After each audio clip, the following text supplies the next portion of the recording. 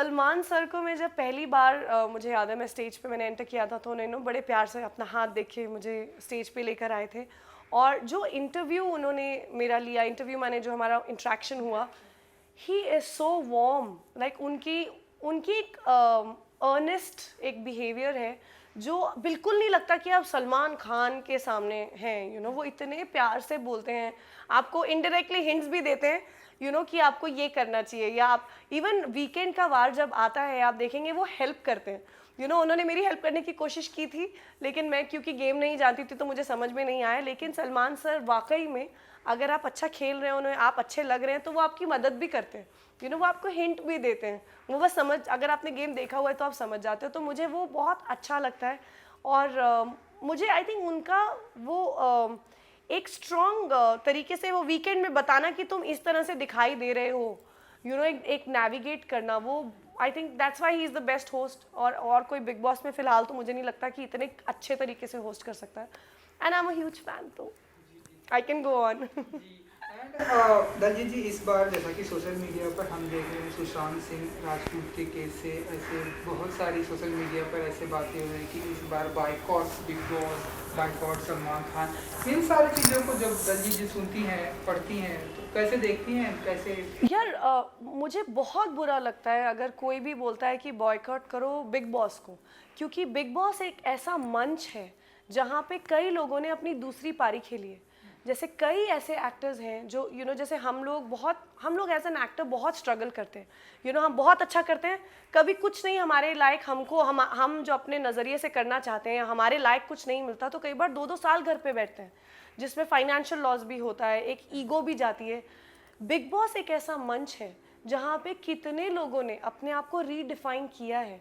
कितने लोग, और बिग बॉस का एक ऐसा टाइम था जब वो फ्रेशर्स को भी एनकरेज करते थे, कितने, आप अभी भी देख लीजिए, सना है, मैं फ्रेशर नहीं बोल रही हूँ, वो बहुत टैलेंटेड लड़की हैं जो बहुत बहुत ही एंटरटेनिंग है, और आज आई थिंक बिग बॉस के सारे कंटेस्टेंट में सबसे ज़्यादा फेमस वो है। तो ऐसे मंच को जो ऐसे नामों को इतना बड़ा बना सकता है, वो पोटेंशियल हो, तो आई थिंक ऐसे मंच को ही तो प्रमोट करना चाहिए, जो वाकई में, जैसे मैं मेरे किरदार के लिए मशहूर हूँ, मैं अंजलि के लिए मशहूर हूँ, मैं शिखा के लिए मशहूर हूँ, मैं अंतरा के लिए मशहूर हूँ, लेकिन बिग बॉस आपको as a name, as Daljeet Kaur, आपको घर घर का नाम बनाता है, तो ये तो आई थिंक बिग बॉस को तो बॉयकॉट करना मुझे लॉजिक नहीं समझ में आ रहा है, क्योंकि हम सब कोई कहीं से आए नहीं है, हम तो मेहनत कर रहे हैं और वो मंच हमको एक और लेवल पे लेके जाता है, तो आई डोंट अंडरस्टैंड दैट।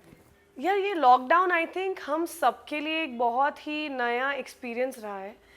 सबने एक चीज़ तो लॉकडाउन में सीख ली है कि सिर्फ एक इंसान के लिए खाना पीना और ज़िंदा रहना is the only thing that is important, बड़ी सी बड़ी कारें नीचे रह गई, और द ओनली, आई थिंक सबको ना एक वर्थ लाइफ की और शायद ज़्यादा अच्छे से अहमियत समझ में आ गई। सो आई थिंक ये शायद भगवान का कोई वो था, पुश था ह्यूमैनिटी को रियलाइज़ कराने के लिए कि उनकी वर्थ क्या है एक्चुअली में, और इसी चीज़ को आई थिंक फॉरवर्ड करते हुए आई थिंक एक स्पिरिचुअलिज्म थोड़ा ज़्यादा हो गया है। मैंने बहुत कुछ किया लॉकडाउन में, मैंने पेंटिंग में पहले भी करती थी, लेकिन मैंने बहुत भरपूर पेंटिंग्स बनाई। मेरा बेटा जो है जेडन, वो सडनली उसकी हाइट बड़ी हो गई उसी दौरान, लॉकडाउन के दौरान, और सारे शॉप्स बंद थे, तो मैंने स्टिचिंग सीखी, पुराने छोटे कपड़ों से बड़े कपड़े बनाए, विच आई थिंक वॉज एक्साइटिंग, मतलब आई कांट बिलीव कि स्टिचिंग मुझे इतना एक्साइटिंग लगा। और मैंने डायरेक्शन ट्राई किया है पहली बार,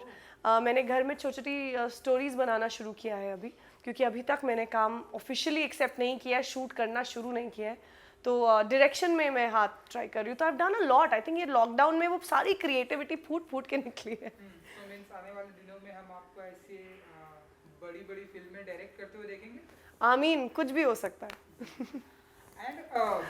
उसके बाद हम देख रहे हैं कि लॉकडाउन अब धीरे धीरे ख़त्म हो रहा है, सारी चीज़ें, एंड लोग बाहर निकल रहे हैं, एंड लोगों के प्रोजेक्ट भी अनाउंसमेंट हो रहे हैं, आपके भी कुछ 2 या 3 सिंगल बैक टू बैक आने वाले, थोड़ा सा ज़रा उसके बारे में बता दीजिए कि क्या होने वाला है उस सिंगल में, एल्बम में क्या कुछ करते हुए नज़र आने वाली है? यार हाँ, एक्चुअली बहुत एक्साइटिंग लगता है जब सिंगल्स आते हैं। मुझे याद है जब हम कॉलेज में थे तब एल्बम्स का चलन था, फिर बीच में बिल्कुल चला गया, बिल्कुल ही, मतलब एल्बम्स वाला टाइम चला गया, फिर अब वापस आया है and I am really excited क्योंकि I get to be a part of it. तो मैं बहुत ही इंटरेस्टिंग 3 सॉन्ग्स शूट कर रही हूँ बैक टू बैक, और एक बिल्कुल पंजाबी है, बिल्कुल हार्डकोर देसी पंजाबी है। अब पंजाबी का तो मेरा थोड़ा कनेक्शन है ही, और एक प्रोड्यूसर है हिमांशु शर्मा जो प्रोड्यूस कर रहे हैं तीनों गाने, उनके लिए मैं शूट कर रही हूँ। और एक बहुत ही अच्छे और न्यू एक टैलेंट है रोहित के शर्मा करके, जो रैप भी कर रहे हैं, गाने भी गा रहे हैं, और उनके गानों के जो लिरिक्स हैं मैं बता नहीं सकती, बिल्कुल मुंह मतलब ऐसा आ रहा है मुंह तक कि मैं बता दूं। बड़ा ही इंटरेस्टिंग उनके कॉन्सेप्ट्स हैं। और मैं नहीं चाह के भी एक चीज़ बताऊंगी, ब्यूटी ऑन स्कूटी एक ऐसा एक छोटा सा मैं हिंट दे सकती हूँ, और इतना क्यूट है वो पूरा। जो आप सुनते हैं ना तो मतलब वो सुनने के बाद लगता है एक बार और सुना दो, एक बार और सुना दो। और 2-3 और ऐसे सॉन्ग्स आ रहे हैं, हम लोग अलग अलग लोकेशंस पे शूट करने वाले हैं, so I am really excited about it. और कुछ और छोटे मोटे चीज़ें हैं जिसके लिए मुझे ऐसा लगता है कि लॉकडाउन के बाद जब काम करना शुरू करूँगी तो बहुत अलग एक ओपनिंग, क्योंकि अभी तक मैं डेली सोप करती आई थी, और अब डेली सोप के अलावा मैं सब कर रही हूँ, तो इट्स क्वाइट एक्साइटिंग। जी जी, बातें करने से ऐसा लग रहा है कि बहुत ही इंटरेस्टिंग होने वाला है आपका सिंगल जितना कुछ भी है जी। एंड हम देख रहे हैं कि साल का जो सबसे बड़ा कंट्रोवर्शियल शो होता है या हाईलाइट शो, टीआरपी वाला शो होता है बिग बॉस। आप इस घर से आगे, तो आप बताइए कि पहले तो कितना फॉलो कर रही हैं आप इस बार का बिग बॉस 14? मैंने बिग बॉस देखना ही अपने सीजन से शुरू किया था, मैंने कभी भी बिग बॉस देखा नहीं था, which is why I was not prepared when I went inside. लेकिन बिग बॉस 13 से मैंने देखना शुरू किया, और अब मैं डेफिनेटली एडिक्टेड हो गई हूँ और देखती हूँ और देख रही हूँ। और ऑनेस्टली मेरा लालच तो सिद्धार्थ है, क्योंकि ऐसा लगता है अपना ही को कंटेस्टेंट है और थोड़ी अटैचमेंट तो है ही, तो I am quite excited to see Bigg Boss 14। जो चलिए सिद्धार्थ की बात हुई, तो सिद्धार्थ तो माना कि सीनियर हैं, लेकिन इस बार जो सीनियर और फ्रेशर का जो कॉन्सेप्ट यूज़ किया है,